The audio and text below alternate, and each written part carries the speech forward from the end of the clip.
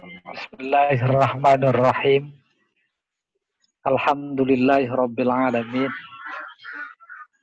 Wassalatu wassalamu ala asyrafil anbiya wal mursalin wa ala alihi wa ashabihi wa tabi'ina lahu wa tabi'it tabi'ina lahum bi ihsanin ila yaumiddin. Amma ba'd.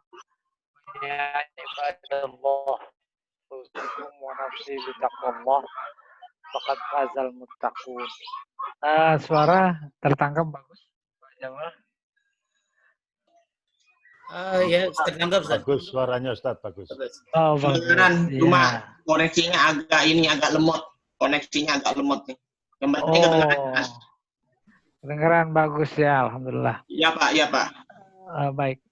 Puji syukur kehadirat Allah pada pagi hari ini kita diperkenankan kembali untuk bersilaturahim. Bukan saja antar kita, tetapi juga pada saat yang sama, seperti diterangkan dalam sebuah hadis qudsi, silaturahim kepada sesama pada hakikatnya silaturahim kepada Allah. Itu yang terpenting.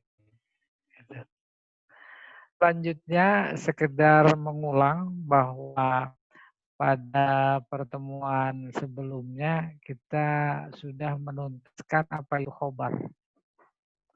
Dan yang kedua, kita sudah juga menuntaskan apa itu insya. Dan pada pertemuan yang ke-8, kita perdalam lagi sedikit yang harus dituntaskan berkaitan dengan insya.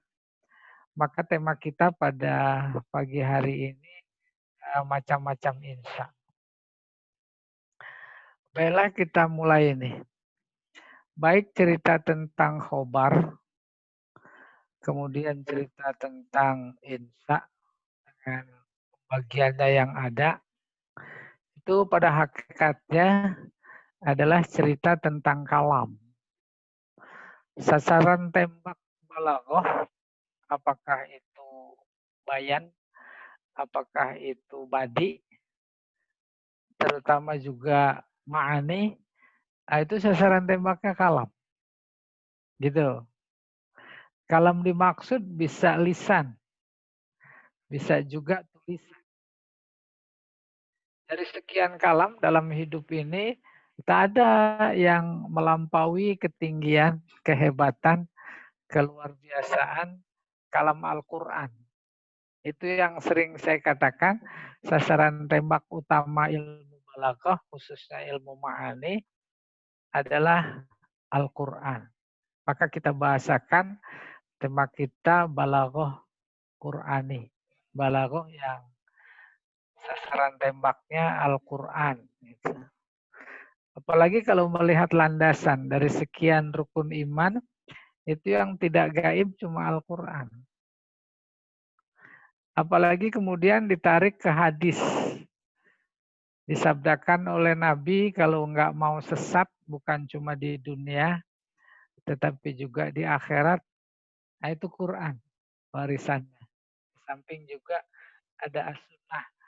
Nah, itu yang mudah-mudahan memberikan nilai lebih, nilai tinggi, bukan saja belajar balaghah sebagai ilmu bahasa, akan tapi juga punya nilai ukhrawi yang tak bisa dipisahkan. Bapak Ibu sekalian yang dirahmati Allah, tema kita macam-macam insya. Ketika nyebut insya Allah masih terbayang. Apa itu? Kalam. Kalam yang bagaimana? Yang tidak bisa dibilang benar atau bohong kepada si penuturnya. Kenapa? Nah, jawabannya pada ciri-cirinya. Ciri-ciri insya itu memberikan informasi memang si penutur nggak bisa dibilang benar atau bohong. Apa sih ciri-cirinya? Ada amr, perintah. Ada nahi, ada istifham, ada nida, ada tamani. Ada orang berangan-angan seandainya saya punya uang 2.000 atau 2 juta dolar pagi hari ini, Dia menghayal, berangan-angan. Nggak bisa dibilang bohong kamu. Orang berangan-angan. Nggak bisa. Demikian juga istiham. Berapa umur Bapak? Lalu yang ditanya bilang bohong kamu. Kan aneh. Jadi luar biasa itu. Dirasakan oleh kita bahwa insya adalah kalam, tidak bisa dibilang benar atau bohong kepada si penuturnya maksudnya. Dan rupanya dalam kajian balaghah biar lebih tuntas tentang insya macam-macam. Nah ini dia tema kita. Jadi berikutnya Pak Jamal, tuh, macam-macam insya. Insya enggak macam-macam gitu. Cuma 2 kurang lebih. Yang pertama, para ulama balaghah menyebutnya sebagai insya tolabi. Tolabi itu sendiri secara harfiah artinya menuntut atau tuntutan. Jadi insya tolabi adalah insya yang mengandung tuntutan. Insya tolabi ini diwakili oleh ciri-ciri amr ya. Ciri-cirinya yaitu amr, nahi, istifham, nida, tamanni. Kalau direnungkan secara lebih dalam, ciri insya tolabi, apanya yang direnungkan? Maknanya, oh memang mengandung tuntutan yang nanti akan diperdalam lagi secara khusus satu persatu. Amar perintah, perintah kan mengandung tuntutan. Tuntutan apa? Tuntutan berbuat. Nahi mengandung tuntutan. Tuntutan apa? Tuntutan berhenti dari berbuat. Istifham juga mengandung tuntutan. Tuntutan apa? Tuntutan jawaban. Lalu nida mengandung tuntutan. Tuntutan apa? Tuntutan menghadap. Coba bayangkan kalau nidanya dari Allah, kita paham. Alhamdulillah belajar balaghah tuh. Ya ayyuhalladzina amanu. Sehingga mufassir itu mencoba memvisualisasikan makna yang ada dalam nida ya ayyuhalladzina amanu kutiba itu. Lalu mereka menjelaskan ayat itu saat turun itu batin umat Islam di zaman Nabi itu hadir datang. Lalu bertanya, ya Allah kenapa aku dipanggil? Gitu. Kayak model kita terima surat panggilan dari personalia disampaikan oleh Pak Pos. Tuh. Kan ada respon itu di batin. Wah dipanggil.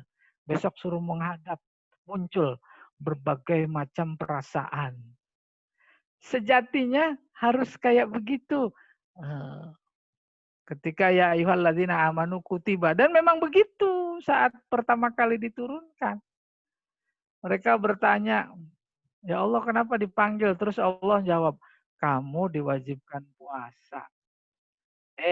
Batinnya ngomong lagi, puasa berat. Allah jawab lagi, enggak berat. Umat terdahulu juga pada puasa. Tuh kama kutiba alal ladzina. Nanya lagi, itu respon. Apa tujuannya? Allah jawab lagi, la'allakum tattaqun. Mereka tanya lagi, lama apa enggak sih? Enggak, Allah jawab ayyamam ma'dudat. Tuh kayak begitu. Itu namanya surat. Itu namanya kita baca surat.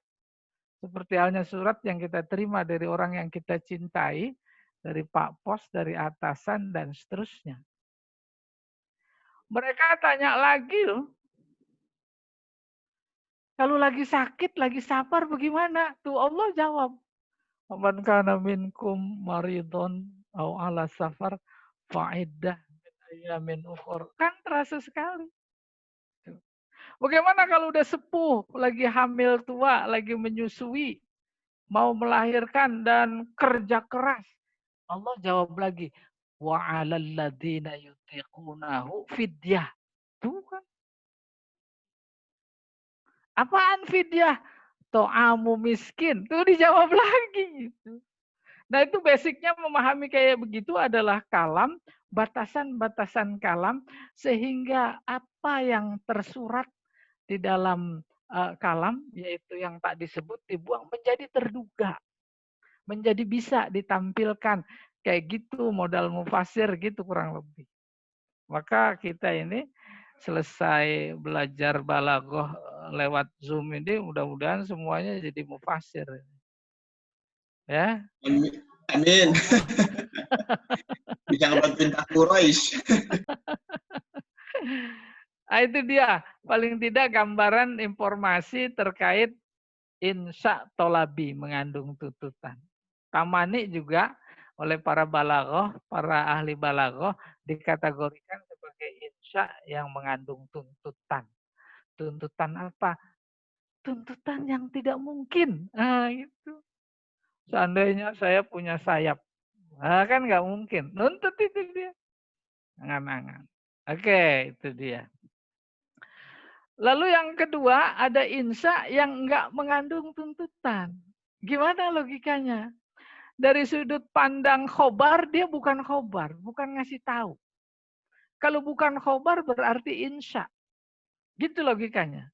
Tetapi didalami maknanya nggak mengandung tuntutan, maka diberi nama. Insya-nya ghair tolabi. Tuh, ini yang sekarang akan sama-sama kita dalami insya Allah. Insya ghair tolabi. Oke, berikutnya Pak. Nah ini yang sudah diterangkan sebenarnya. Ketika bertanya apa itu insya tolabi, ini secara definisi ini. Ma yastad'i matluban ghaira hasilin waqtat tolab. Ma yaitu kalam. Yastad'i berisi mengandung, sama itu. Matluban, tuntutan. Ghaira hasilin, yang tidak berhasil. Waqtat tolab, saat menuntut. Ini nggak apa-apa ditambahkan penjelasan sedikit karena kita melihat definisi. Soal bahwa insya adalah kalam yang mengandung tuntutan itu udah dipaham. Amar tuntutan, nahi tuntutan dan seterusnya. Tetapi ada tambahan dalam definisi ghaira hasilin, yang tidak berhasil waktu tolak. Ini sederhana sebenarnya. Artinya kalau kita menyuruh, maka perbuatan yang kita minta untuk dilakukan itu kan belum dilakukan saat kita ngomong. Itu maksudnya ghairu hasilin waktu talab. Tidak berhasil pada waktu menuntut. Sebab memang tidak mungkin. Baru ngomong terus, itu udah selesai dikerjain. Saya beri ilustrasi contoh.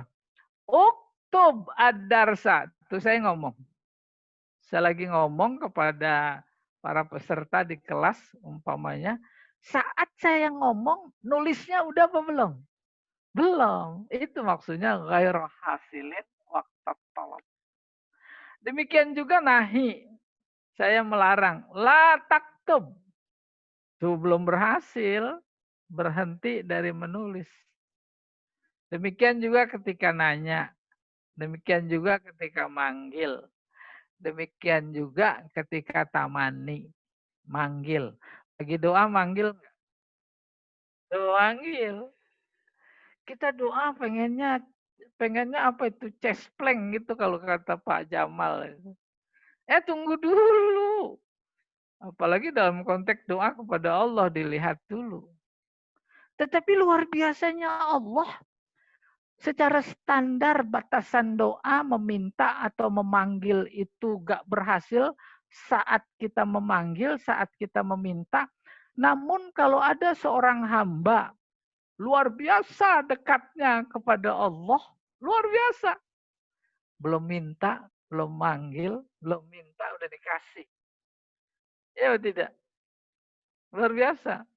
Belum minta, udah dikasih. Ada nggak di antara kita yang begitu? Apalagi di surga nanti. Fiha matastahil anfusu. Di dalam surga ada apa saja yang baru kita pengen. Tuh baru pengen udah dikasih. Nah, itu sepintas saja. Oke. Terus tamani, apalagi tamani. Bukan cuma tidak berhasil waktu meminta, tetapi selamanya itu nggak berhasil. Tuh. Itulah penjelasan dari ghairu hasilin waqta tolab. Tuh definisi insya ini. Insya tolabi. Lalu cirinya itu. Amr, nahi, istifham, tidak, tamani. Ini udah berulang. Dan nggak apa-apa berulang. Biar tambah lekat. Oke, berikutnya Pak Jamal. Apa insya ghair talabi? Nah ini. Insya ghair talabi adalah kebalikan dari insya talabi. Apa itu? Malayastad'i matluban. Yang tidak mengandung tuntutan. Nah, jangan salah paham itu. Kajian berikutnya nanti ini menjadi standar. Bisa dipaham berikutnya apa enggak. Apalagi kalau sudah yang paling balaghi. Yaitu amr keluar dari makna sebenarnya. Nahi keluar dari makna sebenarnya. Istifham, nida, tamani, dan lebih tinggi lagi, nih yang ghair talabi keluar dari makna sebenarnya menjadi tolabi. Dan ketika sudah menjadi tolabi, bisa jadi dia keluar lagi jadi khobar. Kan terus nggak selesai-selesai. Kembali ke pokok persoalan, insya ghair talabi adalah kalam, yakni maksudnya kalam insya yang tidak mengandung tuntutan. Para ulama balaghah berdasarkan pengamatan, penelitian, menyimpulkan bentuk-bentuknya apa saja itu. Kita enak tinggal mempelajari. Tuh yang pertama madah, artinya pujian. Kalam isinya ungkapan pujian, itu namanya madah. Dipastikan dia nggak mengandung tuntutan. Karena bukan amar, bukan nahi, bukan istifham, dan seterusnya. Dia cuma memuji. Tuh. Duh, bagaimana ya ngebayanginnya ya. Gampang. Kita disuapin lagi oleh para ulama balaghah. Apa cirinya? Madah itu cirinya nikmah. Tuh kalau ada nikmah. Pujian tuh. Nanti ada contohnya. Nikmah. Kalau mu'anas, nikmat. Pakai taknis, bukan tak marbutoh. Pokoknya saya beri contoh. Nikmar rajulu Abu Bakrin Siddiq. Laki-laki paling baik. Tuh kan muji. Adalah Abu Bakar Siddiq. Itu contohnya. Dan nanti di Al-Quran ketemu nikmah. Udah enak. Kita pernah belajar. Oh ini kalam. Kategorinya insya. Insya-nya ghair talabi.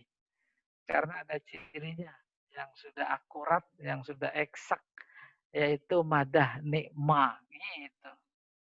Ni'mal maula wa ni'man nasir. Tuh. Wah itu. Iya. Ada nikmah ya cirinya. Maka dia kategorinya insya. Karena bukan memberitahu orang memuji. Insya tapi tak mengandung tuntutan. Maka disebut insya ghair talabi. Nah, udah semakin gampang nih. Maksudnya gampang lupa kali. Yang kedua cirinya zam. Lawan dari madah. Madah memuji, zam mencela. Cirinya apa? Ada bisa. Tuh mencela tuh. Bisa. Artinya buruk sekali. Nanti pada contoh insya Allah ada banyak ayat Al-Quran menyebut kata bisa. Bi'sal ismu al-fusuku ba'dal iman. Ada lagi bi'sas syarab wasa'at murtafaqo. Wah itu celaan. Kalau yang nyela di dalam Al-Quran kita udah bisa tahu siapa Allah. Luar biasa itu buruknya. Bukan antar kita yang mencela. Allah yang mencela. Maka kemudian ada hidayah di itu. Jangan sampai. Jangan sampai masuk kategori orang yang dicela oleh Allah. Yaitu apa? Masuk neraka. Minum nggak bisa minum, tapi minuman paling buruk bisa syarab. Ada teman nggak ada? Ada, tapi teman paling jahat wasaat murtafaqo. Oke, ciri insya ghair talabi berikutnya adalah ta'ajub. Ta'ajub kagum. Nanti satu persatu ini dibahas. Jangan sampai ada di antara masyarakat yang menurut saya sesat dalam tanda petik menganalisis ungkapan ta'ajub menjadi meleset. Tuh, itu nanti kita bahas. Ta'ajub artinya kagum. Ya, secara khusus memang ini pada kesempatan ini nanti pada babnya dibahas habis ini. Yang berikutnya keempat ciri insya ghair talabi qasam. Ini paling gampang. Qasam sumpah. Ada huruf-hurufnya. Nah, kita belajar sumpah dalam konteks balaghah. Cirinya ada hurufnya waw, ada ba, ada ta. Ada lagi wasyamsi waduhaha wal qamari idza talaha. Tuh. Kalau buku-buku ulumul Quran, Imam Zarkasi Al-Burhan fi ulumil Quran. Imam Zarqani, ada lagi Manahilul Irfan. Ada lagi Mabahis fi ulumil Quran. Ada semuanya di sana, khusus bab sumpah. Kenapa Allah pakai sumpah? Itu kurang lebih. Apa pelajaran yang terdapat di balik sumpah Allah dalam Al-Quran? Tapi di fikih beda lagi. Sumpah itu ada qasam. Ada lagi li'an. Ada lagi ila. Nah, itu udah masuk terminologi ilmu. Ya, ilmu tertentu. Dalam hal ini ilmu fikih. Oke.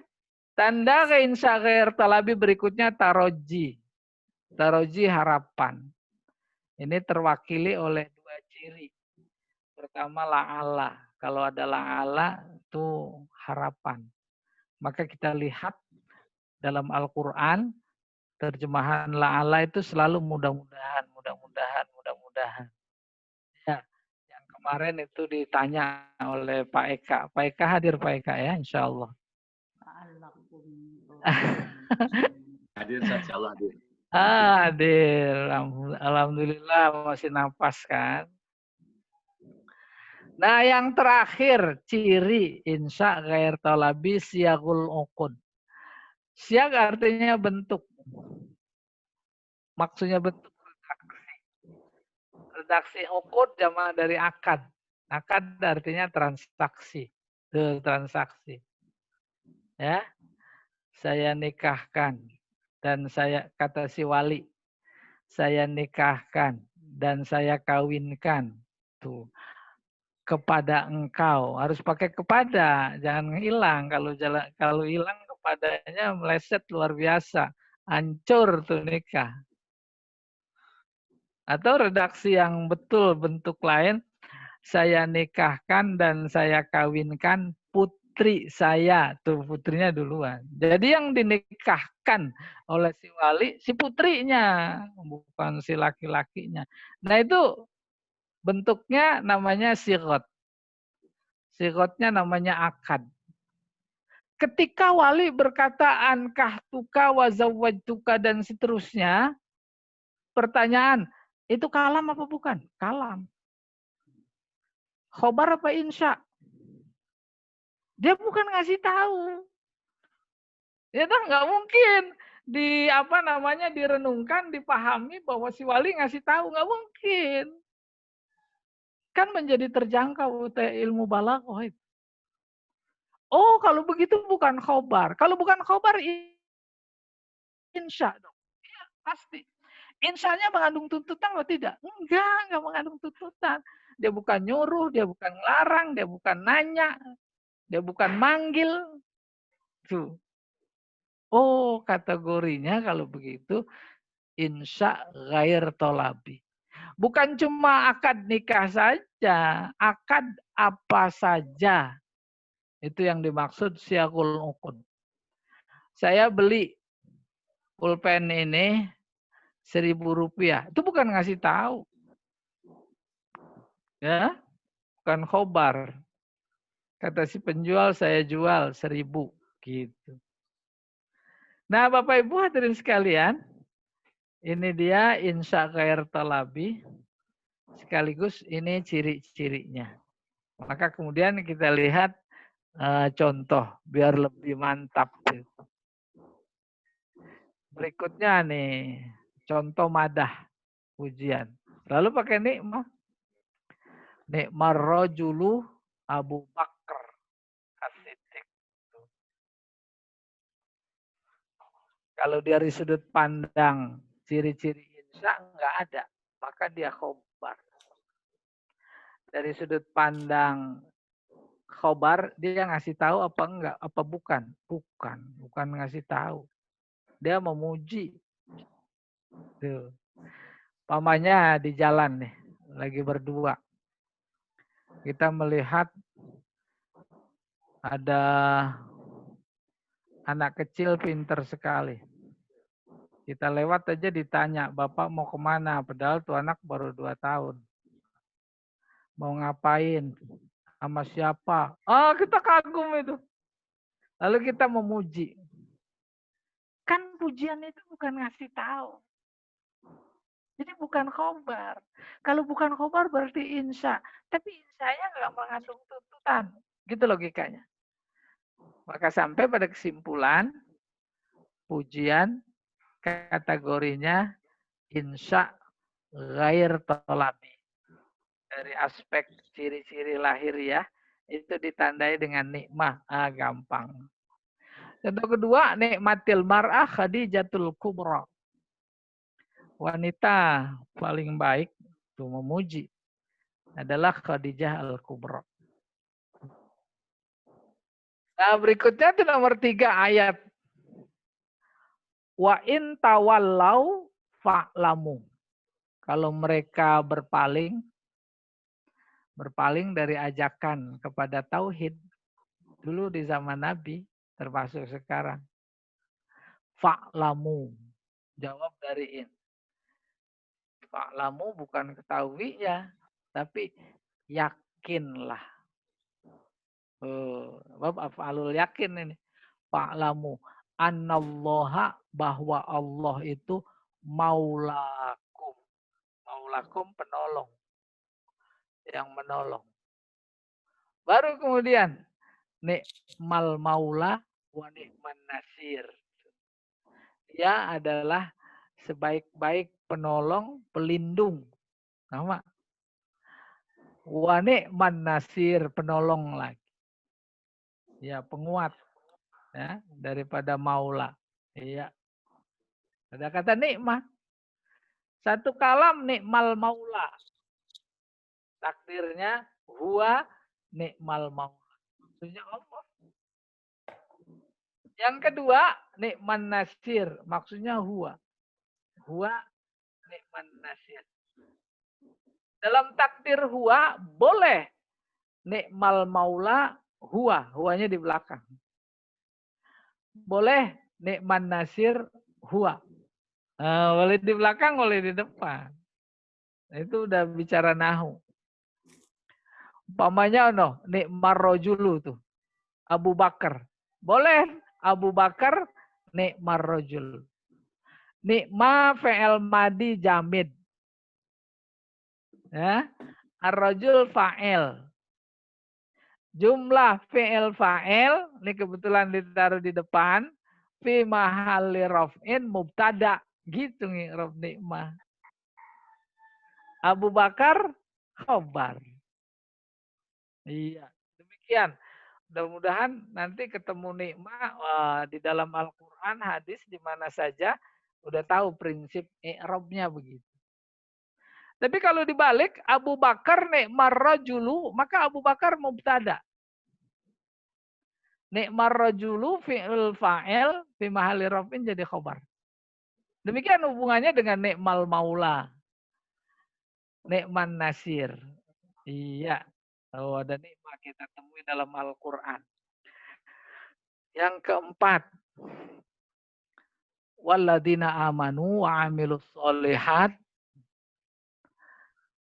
Apa itu? Lanubawwi annahum minal jannati ghurafan tajri min tahtihal anhar khalidina fiha nikma ajrul amilin. Tuh ada nikmah. Dari nikmah sampai ajrul amilin itu satu kalam. Khobar apa insya? Insya. Insya-nya apa? Khair tolabi. Apa cirinya? Ada nikmah. Tuh. Mereka yang beriman dan beramal soleh pasti tuh taukidnya satu. Nubawi anna tuh dua. Dan taukid. Tegas itu Allah. Allah lagi ngomong sama orang-orang beriman juga dia beramal soleh yang lagi ingkar. Tuh lanubawi annahum. Dipertegas buktinya. Kan ilmu balaghah yang menjawab. Ini dia kholiyah zihni. Allah lagi ngomong sama orang yang kholiyah zihni. Taruh dia dapat munkir. Tinggal ngelihat taukidnya ada berapa. Banyak di antara kita walaupun beriman, beramal soleh, mengingkari. Masuk surga apa enggak. Bukan cuma ragu. Sudah kebayang itu. Ingkar bukan cuma di mulut. Di dalam sikap. Tuh Allah tahu betul. Sikap itu menunjukkan hati. Bukan lidah. Menunjukkan hati. Iya. Saya beri ilustrasi begini. Ada seorang penulis Mesir. Namanya Mutawalli Sya'rawi. Dalam sebuah bab bukunya. Cerita tentang kematian. Judulnya Al-Maut. Apa kata dia? Satu-satunya kata yang ada dalam kehidupan paling diyakini. Tapi pada saat yang sama paling diingkari. Tuh gitu. Apa kata itu? Maut. Gak ada orang di muka bumi ini dari zaman Nabi Adam sampai akhir zaman nanti yang nggak percaya ada kematian. Dia yakin betul pasti mati. Terlepas dari keimanannya. Itu satu. Tapi khusus bagi orang yang beriman dia bicarakan. Yang yakin akan kematian. Sikapnya justru mengingkari kematian. Apa itu? Nggak mau siap-siap. Dia dah. Padahal dia tahu mau masuk bioskop harus punya tiket. Itu yakin itu dia. Tapi nggak beli tiket gitu kurang lebih. Nah ini juga walladzina amanu wa amilus solihat. Orang-orang yang beriman dan beramal soleh kan udah bisa dibayangkan Allah lagi ngomong sama siapa? Orang yang beriman. Orang beriman bukan beriman saja dia beramal soleh. Informasinya lanubawi annahum. Itu kan khobar informasi. Khobar dalam apa itu? Nahu. Itu kan khobar. Lanubawi annahum. Kenapa? Pakai taukid dua. Karena ada bertanya di situ tengah-tengah. Kenapa orang beriman amal soleh? Allah jawab. Lanubawi annahum. Pakai taukid dua. Akan kami tempatkan mereka. Minal jannati. Minnya zaidah. Yaitu fil jannah. Ghurafan. Di kamar-kamar. Ada ya kamar lah. Saya juga belum pernah ke sana. Jadinya nggak bisa cerita detail. Ghurafan nakiroh. Terusnya jumlah tajri jadi apa tuh? Tuh, jadi naat yang mengalir di bawahnya fa'ilnya anhar. Tuh, di situ oleh balaghah ditangkap pertanyaan. Lama apa enggak di sana? Apa sebentar? Itu dijawab khalidina fiha. Enggak sebentar, selamanya. Kalau udah kebayang kayak begitu, maka ditutup ayatnya. Nikma ajrul amilin. Itu, ada itu di situ. adalah balasan orang-orang yang beramal soleh yang paling baik. Tuh nikmat yang paling baik. Yang bilang paling baik kan Allah. Dia memuji. Bukan cuma memuji tempat kembalinya. Kita akan ditempatkan di mana. Tetapi sekaligus kan bisa dipahami itu memuji kita yang akan masuk ke sana gitu. Ya, kaji kita nikmah. Yang berikutnya ini surat Kahfi panjang. Kita kajinya nikmat sawab. Itu adalah pahala yang paling baik. Wahasunat murtafakoh. Teman yang paling baik. Terus ada lagi. Disebutkan dalam surat yang lain. Sama tuh redaksinya. Nikmat sawab.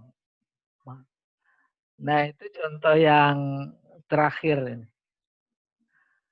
Apa itu bunyinya? Wakhuz biyadika, ambillah dengan tangan engkau. Apa itu? Biasa. Bisa. Nah, saya lupa maknanya. Bisa. Fadrib bihi. Terus pukul. Bisa potongan kali itu. Wala Tali deh. Tali. Tali seikat Iya. rumput. Iya. Wala tahnaf. Inna wajadnahu sobro. Kami jumpai dia sabar. Inna wajadnahu sobro. Ah, mana dia? Baru. Ni'mal abdu. Dia, ini kalau nggak salah cerita Nabi apa ini ya? Nabi Daud, Nabi Ayub. Oh, ini ada yang jawab. Iya, bagus. Innahu awwab. Sesungguhnya dia awwab artinya maha kembali. Ada apa-apa kembali kepada Allah. Ada apa-apa kembali kepada Allah. Oh, itu innahu awwab. Kaji kita nikmah. Abdu fa'il. Jumlah nikmah fi'il fa'il jadi mubtada. Kalau kita takdirkan khobarnya huwa. Ya, itu nikmah ya. Berikutnya Pak Jamal. Yang kedua zam, lawannya itu. Apa cirinya? Pakai bisa. Kalau udah ada bisa, udah pasti ini zam. Kalau zam udah pasti insya ghair talabi. Bisa rojul Abu Lahbin. Laki-laki paling buruk, paling jelek Abu Lahab. Abu Lahab ini namanya kunyah. Kalau pakai abu itu kunyah. Abu Lahab dulu. Ya, kalau sekarang juga ada banyak abu-abu lagi yang mirip sama Abu Lahab. Terus kalau mu'anas bi satil mar'atu imro'atuhu, istrinya. Dua-duanya disebut dalam satu surat. Wa imro'atuhu, dan istrinya. Hammalatal hatab, seharusnya hammalatu. Naat. Ya. Naat. Ini hammalata. Itu kan mengandung makna luar biasa. Kalau apa namanya? Nahu hanya sebatas apa secara fungsional. Dia sebagai apa naat selesai. Tapi kalau balaghah kenapa enggak hammalatu jadi hammalata? Gitu balaghah. Oke. Yang berikutnya ini. Wa iyasta'inu wa iyastaghisu yughasu bima'in kal muhli yashwil wujuh. Bi'sas syarab. Dan ketika mereka minta minum, mereka ahli neraka. Yughasu dikasih minum. Bima'in dengan air. Kasih minum air. Kal muhli yashwil wujuh. Seperti timah meleleh, mendidih. yang menghanguskan, melebur, meleleh, meluluhkan muka. Minuman kayak begitu bisa syarab. Tuh ada kata bisa. Memberi informasi bisa syarab itu udah satu kalam. Udah mubtada khobar, nggak disebut. Khobarnya boleh nggak disebut. Mubtadanya boleh nggak disebut kayak tadi. Jadi contoh kalam itu pada tataran standar memang harus kelihatan mana mubtada, mana khobar, mana fi'il, mana fa'il. Tapi tingkatan lebih tinggi lagi nggak harus semuanya kelihatan. Saya beri ilustrasi. Buka kitab fikih.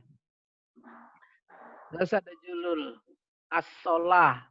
Tuh. Udah dipaham belum? Udah. Kenapa? Karena udah kalam.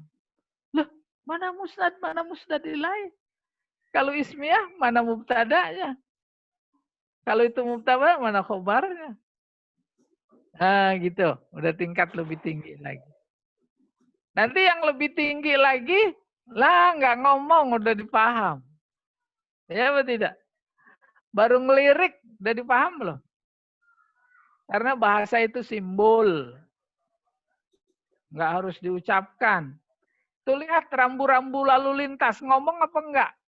Tapi dipaham. Lagi di jalan nih, perjalanan jauh, lapar. Terus ada rambu-rambu, garpu sama sendok. Paham apa enggak? Paham. Apalagi yang latar belakangnya pohon duren itu. Itu kayaknya enggak paham-paham dia itu. Ya, kayaknya belum belajar balaghah.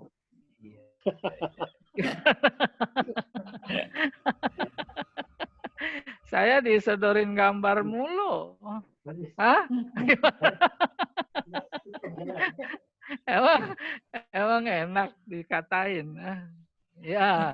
Jadi demikian juga bahasa tulis itu. Khususnya kita bicara nikmah sama bisa. Oke, contoh berikutnya ini.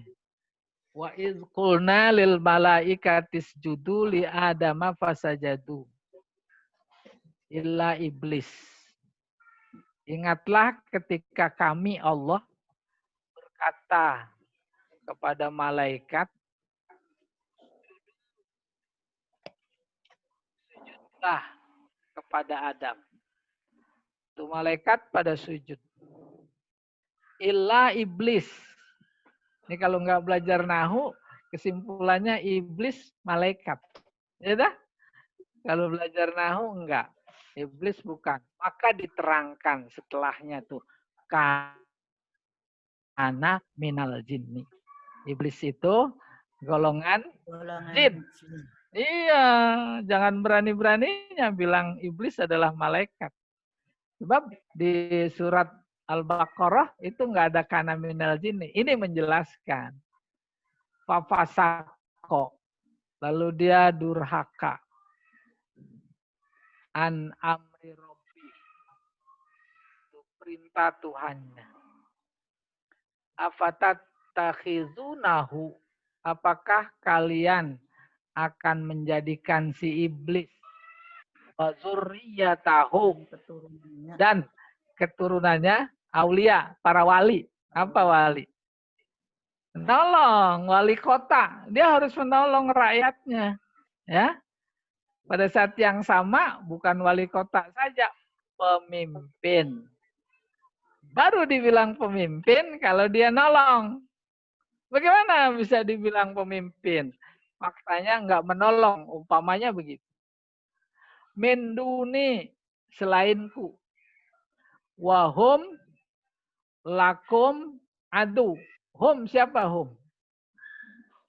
Iblis wa zurriyatuhu. Jangan dijadikan penolong. Kata Allah, dia itu bagi kamu musuh. Paham itu? Pertanyaan. Kalau belajar bahasanya standar, musuh itu harus dijauhi. Ya, tidak? Gimana menjauhi? Bagaimana nembaknya kalau nggak kenal? Oleh karena itu musuh itu harus dideketin. Deketin maksudnya supaya kenal. Ya tidak? Kalau nggak kenal, Bagaimana nembaknya tuh musuh? Ya atau tidak? Ntar jangan-jangan teman ditembak. Jadi dari wahum lakum adu, mereka adalah musuh bagi kalian, lakumnya khobar didahulukan lagi, itu ada kosor. Ya. Mereka adalah benar-benar musuh. Kajian balaghah itu memberi isyarat. Benar dia musuh, tapi kenalin, jangan sampai nggak kenal. Ntar dia masuk ke selimut bagaimana? Ya atau tidak? Tuh gitu. Baru kemudian ditutup bi'salizolimina badala. Iblis bisa sepaling-paling jeleknya badalan pengganti. Bagi siapa? Bagi orang-orang yang zolim. Paham itu? Maka kajian iblis, setan katanya, saya mah nggak ahli setan. Iblis itu udah nggak menggoda. Dia udah bebas tugas, pensiun, nganggur. Kenapa? Tanpa digoda, dia udah punya kader. Kadernya manusia. Ya tidak? Tuh. Malah dia sudah berkelit, argumentasinya luar biasa. Kok kenapa sih saya selalu dijadiin kambing hitam?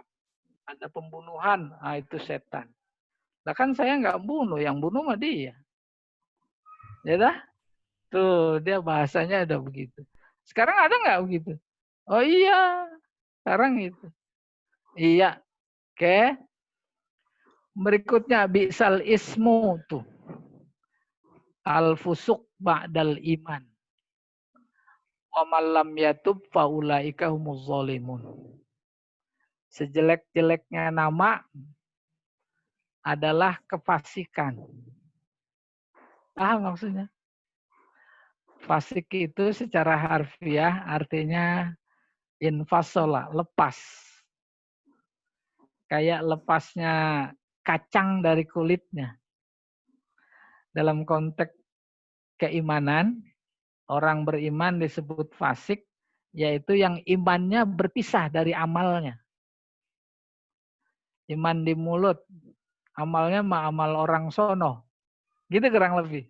Nah itu orang fasik. Paham itu?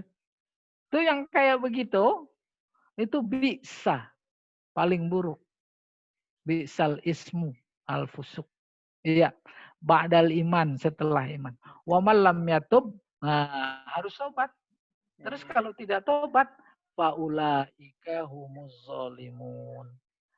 Mereka adalah orang-orang yang zalim. Iya. Nah, contoh yang terakhir zam ini. Bisa masalul qaumil ladzina kazzabu bi ayatillah. Seburuk-buruk perumpamaan adalah perumpamaan orang-orang yang mendustakan ayat-ayat Allah. Ayat Allah paling dekat, paling menonjol adalah di dalam diri kita. Di dalam diri kita ada tanda-tanda kekuasaan, kehebatan, keesaannya. Sejatinya kalau dia sadar, dia bersyukur. Maka seluruh aktivitas yang lahir dari tanda kebesaran Allah dalam dirinya, yaitu akal, harus semuanya berorientasi kepada Allah. Tapi kemudian tidak. Itu kan dia mendustakan ayat Allah. Dustakan ayat, kurang lebih itu baru salah satu di antara tanda kebesaran Allah. Tanda kebesaran Allah kan ada 3. Yang pertama, sanurihim ayatina fil afaq. Itu di alam semesta. Yang kedua, wa fi anfusikum afala tubsirun. Di dalam diri kalian. Dan yang ketiga, di dalam Al-Quran. Alam semesta, diri kita, Al-Quran, nggak ada yang bertentangan. Alam semesta penciptanya Allah, manusia penciptanya Allah, Al-Quran juga punya Allah. Nggak mungkin. Ada ayat-ayat yang nggak cocok buat manusia. Kan luar biasa. Ketika dia anggap ada yang nggak cocok, itu mendustakan apa bukan? Gitu. Mendustakan. Oh iya, zalim sekali. Wallahu la yahdil qaumadh dhalimin. Allah tidak akan memberi hidayah, memberi petunjuk kepada kaum yang zalim. Nah, itu jangan salah paham lagi kajian balaghahnya. Zalim itu pakai isim, bukan fa'il, yazlim. Itu beda. Zalim itu kezolimannya sudah menjadi profesi. Maka profesi kezolimannya itu yang membuat dia tidak mendapat petunjuk. Begitu. Bukan Allah yang nggak memberi petunjuk. Ya tidak. Beda antara yu'minu dengan mukmin. Kalau yu'minu atau amanu itu menunjukkan belum sempurna. Lagi dipanggil Ramadan kita dipanggilnya pakai kata fi'il amanu. Tapi gambaran sekelompok orang beriman yang satu sama lain saling bersaudara terwakili dalam sejarah antara Muhajirin dan Ansor itu udah sempurna tuh imannya. Yang kayak begitu maka bunyinya dalam Al-Qur'an innamal mu'minuna. Orang iman yang udah sempurna. Udah kayak Muhajirin sama Ansor. Nah ini la yahdil qaumadz zalimin. Bukan Allah yang nggak memberi petunjuk. Tetapi amalan dia sendiri yang senantiasa zalim membuat petunjuk itu menjadi terhalang. Iya, itu adalah bagian dari sunnatullah. Maka dia pasang badan. Allahu la yahdi. Tuh pasang badan dia. Kenapa pasang badan? Karena dalam kehidupan ini nggak ada yang lepas dari sunnahnya. Kalau lepas dari sunnahnya, hukumnya yaitu sunnah siapa yang dipakai gitu kurang. Oke, berikutnya. Nah, ini ta'ajub nih. Ta'ajub nih mudah-mudahan. Ta'ajub artinya kagum. Bisa juga heran. Dalam bahasa Indonesia, kagum sama heran, tolong dirasa-rasa. Ada bedanya walaupun tipis. Karena ada bedanya ya harus dibedakan. Saya berilustrasi. Kita insya Allah nih pada belajar di LBQ semuanya ini. Akhirnya terus lihat pengumuman ujian. Lulus semuanya. Yang satu berungkap. Wah, saya kagum. Itu lulus. Tapi yang satu bilang, saya heran kok dia lulus. Tuh kan takjub juga. Kayak begitu bahasa itu namanya zauk, diksi, emang apa? Ini sasaran tembak balago itu memang memupuk rasa biar halus. Syair, sa'run itu sama-sama halus. Ada syair itu perasaan halus. Maka ketika ayat ditutup dengan wahum la yash'urun, itu perhatikan dengan ayat lain yang ditutup wahum la ya'lamun. Antara ilmu sama perasaan lebih tinggi perasaan. Ada yang nggak bisa dijangkau oleh ilmu, tapi oleh perasaan dapat ditembus. Itu lebih tinggi. Sudah pernah saya sebutkan, pernah jelaskan itu di kelas. Nah ini antara kagum sama heran. Tapi dalam bahasa Arab itu ta'ajub. Membedakan mana kagum, mana heran dalam konteks ta'ajub, itu ditentukan oleh kalimat. Siakul kalimat. Ta'ajub dari tinjauan ilmu nahu ada dua. Pertama, simai. Artinya ungkapan-ungkapan heran yang emang tadi analogi dari sononya. Nah ini ketemu yang tadi saya sebutkan. Apa itu? Pertama, subhanallah. Kagum itu. Kita ngelihat ada anak umur 11 tahun hafal Quran. Bukan cuma hafal dari depan ke belakang, dari belakang ke depan. Kagum apa enggak? Tuh, pasti semua kita mengucap subhanallah. Ya apa tidak? Tuh kagum. Atau masya Allah, kagum. Tuh anak begitu cerdas itu. Terus kagum yang lain mereka bilang lillahi darruhu. Kalau cerdas syatiran. Maka diartikan alangkah cerdasnya. Nah ini sigot ta'ajub sama'i. Lillahi artinya itu hanya Allah. Hanya Allah. Karena dia khobar dikedepankan. Iya. Hanya Allah. Oke. Darun pada mulanya susu. Tahu susu? Bapak Ibu dulu pada nyusu apa enggak? Itu maksudnya. Hu-nya kembali ke Allah. Lalu cerdas, syatiran. Maka makna harfiah di balik ungkapan ini, tuh anak cerdas seolah-olah Allah yang langsung nyusuin gitu. Maka jadi sebuah ungkapan kekaguman. Lillahi darruhu syatiran. Lillahi darruhu kariman. Mulia sekali. Iya, 11 tahun udah hafal Quran. Kita udah usia 110 tahun belum? Yang ada aja dapat. Nah ini sedikit subhanallah. Di Al-Quran nih coba bayangkan. Biar bagaimanapun itu adalah ta'ajub. Isra Mi'raj.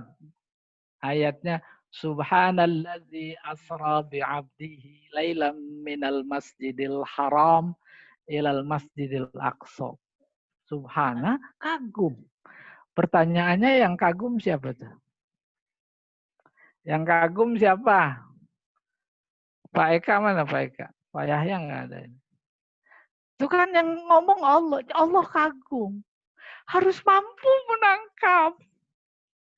Allah saja kagum, kamu kan terlalu kalau nggak kagum.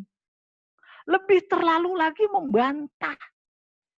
Lebih terlalu lagi bilang bohong. Gitu. Allah aja kagum. Itu kan pelajaran pentingnya. Pamannya, nih, kita lagi pada belajar balaghah nih. Terus, luar biasa.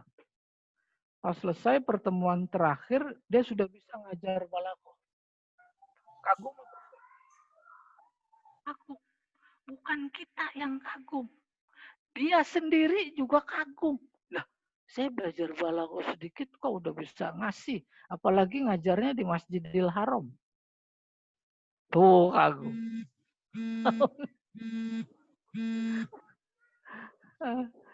Nah, demikian memahami subhana ketika ketemu dalam Al-Quran. Walaupun tidak semuanya kagum. Nanti bisa jadi dia amr. Iya. Karena dalam amr itu ada bentuk masdar. Nah kedua ini Masya Allah. Masya Allah itu kagum. Jangan diartikan maknya manafi. Kemudian ada di antara kita yang mendengar penjelasannya, maknya dianggap mak nafi. Kalau ada anak kecil, itu cerdas, kagum, tapi kemudian ngucapnya Masya Allah, disalahin. Kenapa disalahin? Karena melihat maknya mak nafi. Tidak dikehendaki oleh Allah. Kan salah. Dia menafsirkannya benar. Cuma mengidentifikasi maknya yang salah. Masya Allah kagum. Ya tidak? Jangan-jangan ada yang dengar. Saya dengar sekali. Selesai. Ta'ajub. Jadi kalau ada sigot ta'ajub kayak begini, masuknya kategorinya insya, insya-nya ghair tolabi. Itu kaji kita. Nah kedua, ada pola ta'ajub masuk kategori kias. Bisa dianalogi. Apa itu? Ma plus af'ala. Ma-nya ini ma ta'ajub. Ma ajmalah. Alangkah indahnya, kagum. Ma aksaro. alangkah banyaknya. Ma'akroba, alangkah dekatnya. Dan seterusnya, dan seterusnya. Nah, yang kedua, yang kiasi, fi'il itu fi'il amr. Af'il ditambah bi. Itu di Al-Quran ada ini. Af'il bi. Kalau saya mau mengungkapkan kagum saya tentang keindahan sebuah pemandangan. Ma ajmalal manzoro. Alangkah indahnya pemandangan itu. Bisa juga ajmil bil manzori. Jangan dipahami fi'il amr. Tapi maknanya alangkah indahnya. Tuh Allah. Ya. Berikutnya Pak Jamal. Nih contoh. Nomor 1 contohnya. Ro'a rojulun syai'an mu'jiban. Ada seseorang ngelihat sesuatu yang mengagumkan. Lalu dia berkata, Subhanallah. Tuh kagum itu kalam. Ma khalaqta haza batilah. Engkau tidak menciptakan ini sia-sia. Tuh. Karena memang Allah bilang nggak ada ciptaannya sia-sia. Ya dah? Corona nih, COVID.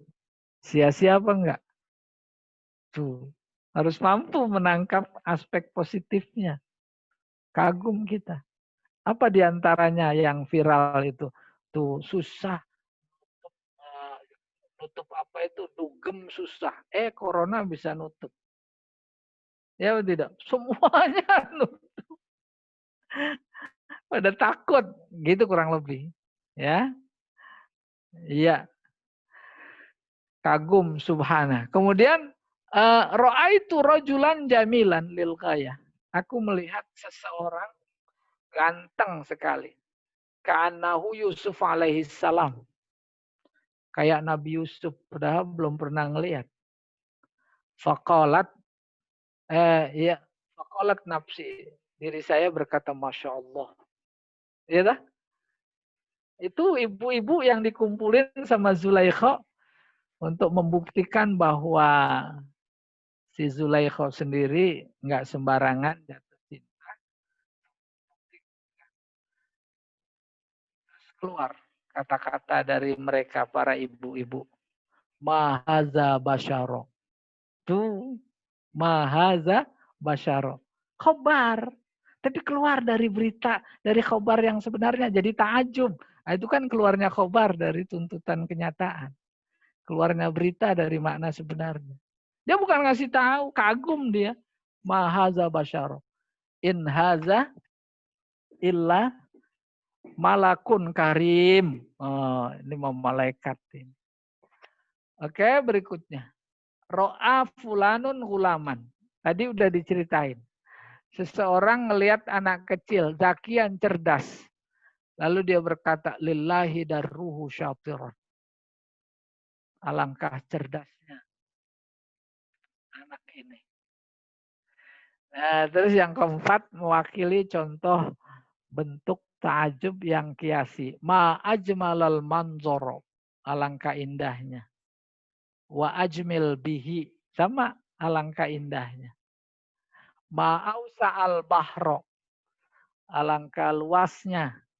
Laut. Wa ausi'. Ini salah ini. Masih ingat wa ajmil.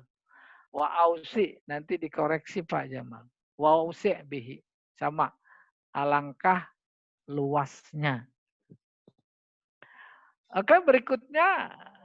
Ini dalam Al-Quran ini. Contoh ta'ajub. Khususnya subhanallah. Subhanalladzi asra bi'abdihi lailam minal masjidil haram ilal masjidil aqsa alladzi barakna haulahu linuriyahu min ayatina innahu huwas samiul alim. Itu Allah kagum. Maka pelajarannya kalau Allah saja kagum. Masa sih kamu enggak kagum? Kita enggak gitu. Maha suci Allah yang asra memperjalankan. Berarti malam.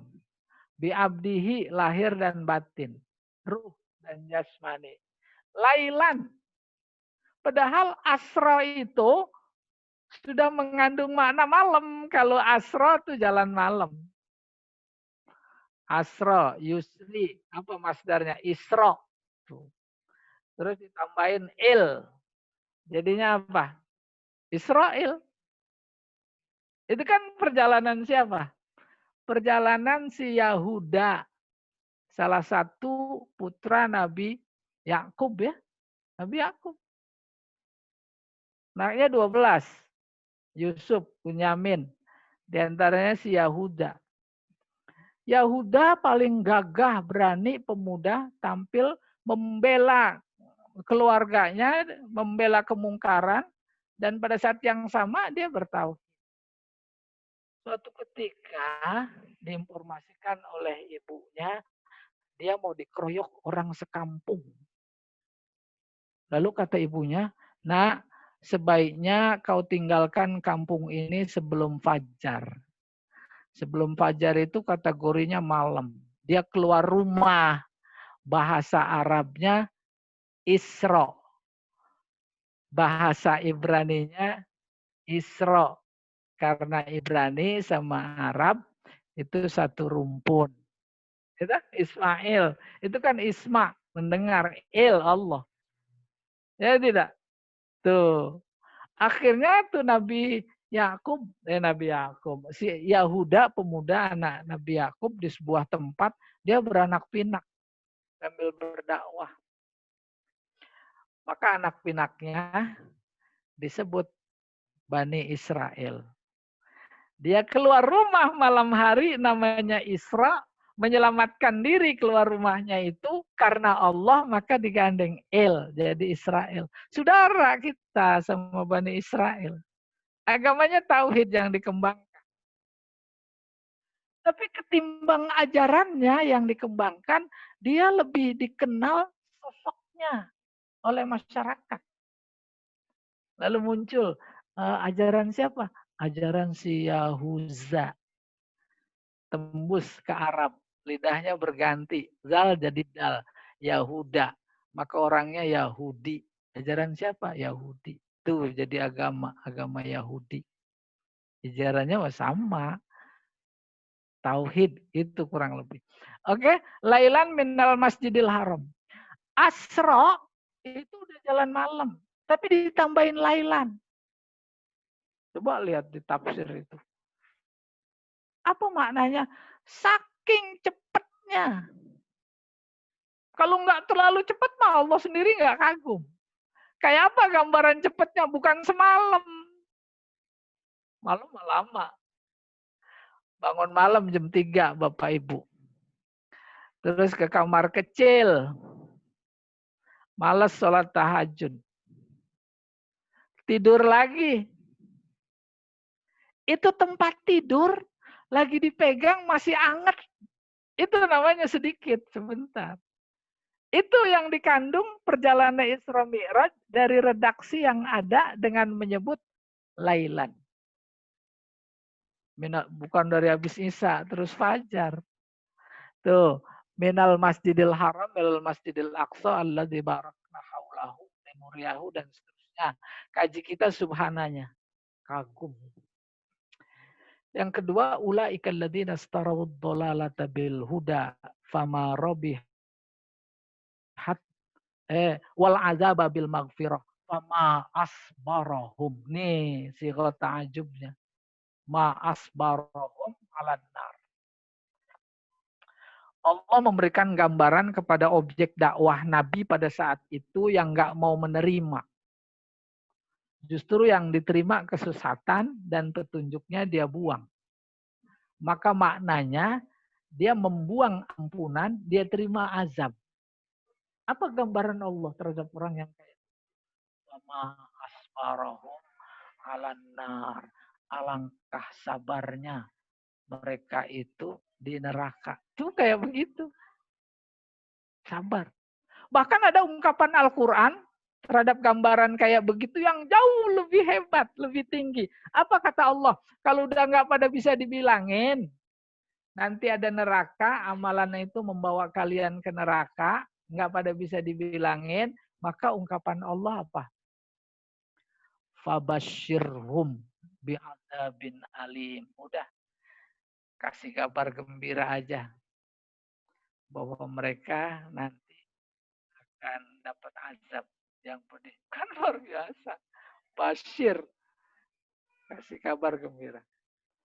Nah, yang berikutnya nih, sigat ta'ajub bentuk amr. Asmi' bihim wa absir. Jangan diartikan dengarlah, lihatlah. Tapi alangkah mendengarnya. Alangkah melihatnya. Yauma ya'tunana. Pada saat mereka datang kepada kami. Lakiniz zalimun al yauma. Tapi orang-orang yang zolim pada hari ini, hari kiamat. Fi dholalim mubin.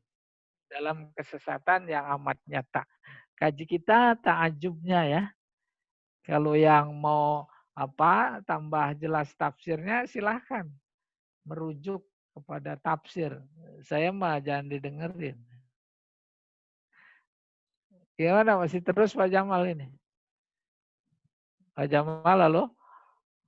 Terus Ustaz, terus. Terus? Ya, terus.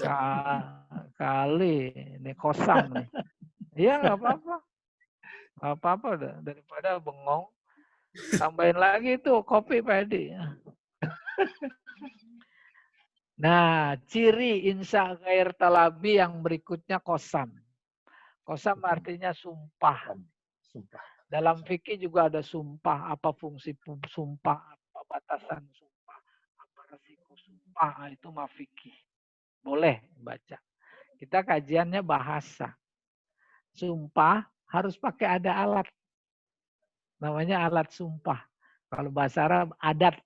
Adat kosam. Ada 3. Ada wa. Ada bi. Ada ta. Contohnya selalu Allah. Wallah. Billah. Tallah. Ketemu ini sumpah. Kenapa selalu Allah? Dalam konteks fikih sebagai mukmin muslim kita haram bersumpah dengan menyebut ciptaannya. Tuh haram. Kita kadang-kadang nggak tahu main sengaja atau tidak demi langit. Nggak bisa. Ada orang nagih utang kepada kita. Ini mah contoh. Padahal emang benar-benar nggak punya duit. Belum dapat rezeki. Benar-benar tidak ada niatan untuk menyalahi janji. Nih ilustrasinya. Supaya itu orang yang nagih kita percaya, kita bawa nama Allah. Ya atau tidak? Itu sumpah fungsinya. Di samping penguat, memang arti psikologisnya kayak begitu. Maka pihak Allah seolah-olah dia berkata, kamu bawa namaku ya. Dengan sebab membawa-bawa namaku, maka orang yang tahu sumpah itu jadi percaya. Oleh karena itu hati-hati sama sumpah. Dan kalau dia langgar, ada namanya kafarat sumpah. Karena satu-satunya yang bisa dipercaya oleh siapapun yang mendengar karena aku ini dibawa-bawa, maka namaku yang disebut atau nama yang lain. Nama dia. Gitu. Coba bayangkan fungsi sumpah kayak begitu, terus yang dibawa bukan nama Allah. Demi langit. Emang langit bisa memberikan kepercayaan kepada orang, lalu menjamin? Enggak bisa. Dia ada ciptaannya. Itu maksudnya kalau dalam coba buka bab fikih sumpah itu jadi haram. Kecuali yang sumpah itu Allah. Dia kalau sumpah malah justru menyebut salah satu ciptaannya. Tulis di Al-Quran. Wasyamsi. Waduhaha. Wal qamari. Iza talah. Dan seterusnya. Oke. Itu sumpah aspek fikihnya gitu ya. Wallah billah tallah. Berikutnya ini. Contoh di Al-Quran. Oh ya, itu 7 ayat itu surat As-Syams. Allah sumpah di matahari. Allah ingin menarik perhatian. Perhatian bukan cuma sekedar memandang, tapi memikirkan itu di matahari. Kayak apa urgensinya dalam kehidupan. Siapa yang bikin? Itu aku yang bikin. Gitu kurang lebih. Bulan, siang, malam, demi langit, demi bumi, demi jiwa yang disempurnakan. Sempurna kita ini. Tuh As-Syams ya, 7 ayat. Oke. Nah, itu ditemukan lagi nih. Nomor 2. Watallahi. Wawunya isti'naf. Tapi taknya itu yang kosam. Demi Allah. La'akidanna. Akan aku pedaya. 3 taukidnya itu. Pertama kosam, kedua lam taukid, yang ketiga non taukid. La'akidanna asnamakum ba'da'an tuwallu mudbirin. Tuh, dia bersumpah pada dirinya. Siapa yang ingat? Siapa yang sumpah ini? Ini kalau nggak salah ya, nanti lihat lagi. Nabi Ibrahim. Ya, ada hari besar kaumnya pada saat itu yang mereka semua harus keluar rumah ke lapangan dalam rangka ibadah hari besar. Maka biaranya tempat patung-patungnya kosong. Nabi Ibrahim bertekad kuat. La'akidanna asnamakum. Berhala-berhala kalian akan kami pedayakan, aku pedayakan. Setelah kalian berpaling, mudbirin meninggalkan tempat itu. Udah dihajarin patungnya semua, kecuali yang gede. Gitu. Kecuali yang gede. Kapaknya ditaruh di leher yang gede. Bukan itu kaji kita, tapi tallahinya. Iya. Berikutnya ini. Jamal. Wa yaqulul ladzina amanu ahaula alladzina aqsamu billah. Billahnya itu.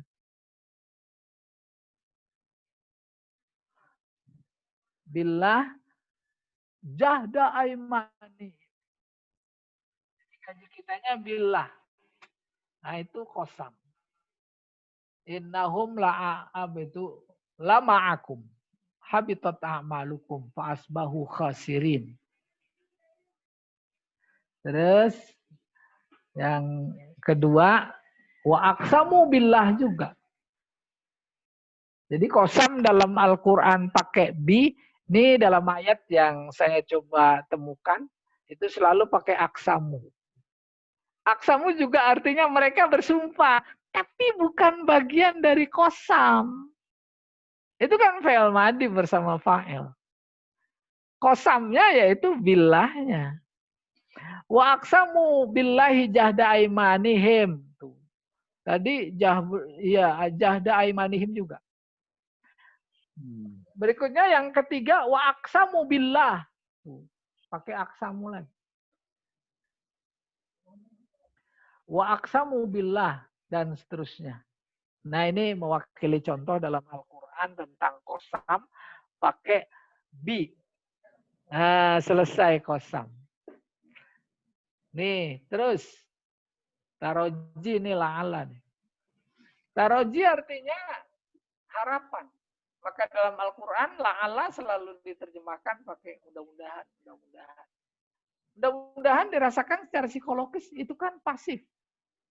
Mudah-mudahan. Nah. Terus ada asa. Asa juga mudah-mudahan. Masuk kategori taroj. Jadi kalau ketemu la'ala atau asa, udah gampang. Ini insya ghair talabi. Iya. Nah, berikutnya contoh ini. Ya ayyuhalladzina amanu kutiba alaikumussyam kama kutiba alal ladzina min qablikum la'allakum tattaqun. Hai orang beriman, kalian diwajibkan berpuasa seperti umat sebelum kalian. Mereka bertanya apa tujuan la'allakum tattaqun. Umumnya kita menerjemahkan mudah-mudahan. Maka kalau diterjemahkan mudah-mudahan bukannya lain. Enggak salah, betul itu. Namanya terjemahan. Tapi kita belum bisa menangkap makna di balik la'alla. Kenapa begitu? Logikanya kalau mudah-mudahan itu konotasinya pasif. Seolah kita menyerahkan Ramadan dengan puasa yang 1 bulan itu memproses diri kita menjadi orang bertakwa. Itu mudah-mudahan. Ya apa tidak? Maka pertanyaan, jadi orang bertakwa kalau begitu. Padahal takwa itu adalah usaha. Bukan cuma usaha asal-asalan, usaha keras. Itu perintahnya pakai ittaku. Fi'il madinya kan wako. Terus ditambahin iutako. Wawunya diganti tak jadi ittako. Maka perintah-perintah takwa itu dipakai fi'il ittako yang menunjukkan sungguh-sungguh. Kalau mudah-mudahan kan nggak sungguh-sungguh. Atas dasar logika seperti tadilah, maka ditangkap bahwa Allah yang tadinya insya ghair talabi, ini harus tolabi. Apa itu tolabi? Amr. La'allakum tattaqun artinya takwalah. Perintah. Tuh begitu. Banyak contoh lain kayak begitu. Apalagi yang kedua nih. Yang kedua lebih dahsyat lagi. Kedua, inna anzalnahu Qur'anan Arabiyyah. Sungguh kata Allah, kami turunkan Al-Quran pakai bahasa Arab. Kalau cuma sampai situ, terus sudah begitu saja, maka tataran kita sampai pada tataran keyakinan bahwa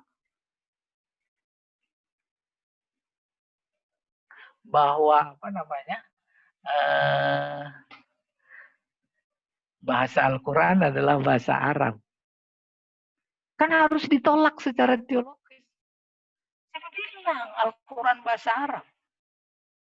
Bahasa Al-Quran ya bahasa Al-Quran gitu bahasanya. Bahasa Arab ya bahasa orang Arab. Kajian lebih dalam secara sastrawi atau teologis, bahasa Arab adalah bahasa orang Arab. Ya apa tidak? Kalau bahasa Al-Quran itu wahyu. Itu udah beda. Bahasa Al-Quran bahasa wahyu. Kalau bahasa Arab bukan wahyu. Bahasa Al-Quran mu'jiz. Bahasa Arab tidak mu'jiz. Itu bedanya. Masa bisa main? Bahasa Al-Quran laisa bisyi'rin wala nasr. Bukan puisi, bukan prosa. Tapi kalau bahasa Arab, kalam Arab emang dua. Ada puisi, ada prosa. Kan luar biasa. Bagaimana itu kemudian diperkuat tuh? La'allakum ta'qilun. Apa artinya? Pikirin dong, gitu. Nah, baru kemudian kita menjadi perlu mengkompromikan di satu sisi Al-Quran emang bahasa Arab, huruf Arab, tarkib Arab, struktur Arab. Pada saat yang lain harus kita tolak bahwa bahasa wahyu menjadi bagian bahasa Arab sama, nggak mungkin sama. Oleh karena itulah diperintahkan kita suruh pikirin. Maka sampai pada kompromi. Bahasa Arab itu cuma bungkus. Pernah beli lontong, ada bungkusnya enggak? Itu hubungan bahasa Arab dan Al-Quran. Dalamnya itu wahyu Al-Quran. Bungkusnya itu bahasa Arab. Kayak begitu hubungan Al-Quran dengan bahasa Arab. Apalagi ada kue yang bungkusnya bambu. Lembeng apa lembang itu. Untuk sampai kepada isinya, kan bambunya harus dibelah. Dalam konteks Al-Quran, bambu itu bahasa Arab, bungkus. Belahnya harus pakai ilmu. Ilmu apa? Ilmu bahasa Arab. Mulai dari sorof, nahu, balaghah. Tuh, yang punya ilmu balaghah, ilmu ma'ani, dia punya pisau, dia belah itu bambu. Ketemu, itu dia maknanya. Begitu hubungannya. Jadi kalau ada Al-Quran, dibaca di atas podium luar biasa indahnya. Padahal dalam tanda petik, dia tak memahami maknanya. Ya dah? Karena itu kan bungkusnya yang dibaca. Bahasa Arab. Ya dah? Itu saja kita dengarnya nikmat. Bukan cuma nikmat, kadang nangis. Banyak nangis. Anak kecil tunanetra apa kita dengar. Terus ibaratnya itu lemeng dimakan sama bambu-bambunya.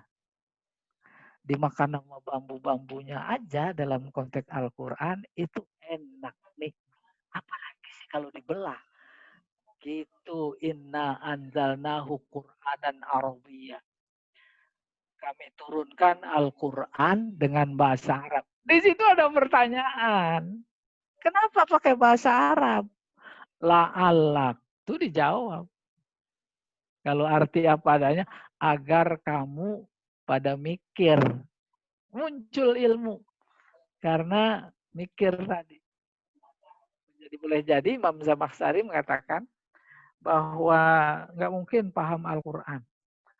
Kecuali yang paham ma'ani dan bayan.